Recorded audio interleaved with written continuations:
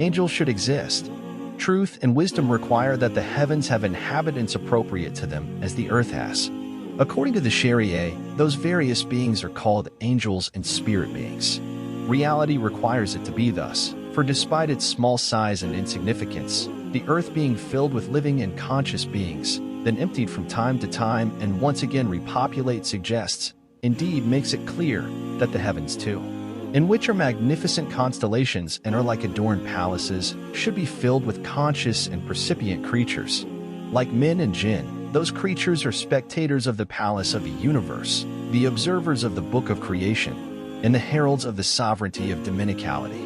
For the universe is arrayed and embellished with innumerable adornments, decorations, and ornaments, and self-evidently requires the thoughtful gazes of those who will appreciate it and wonder at it.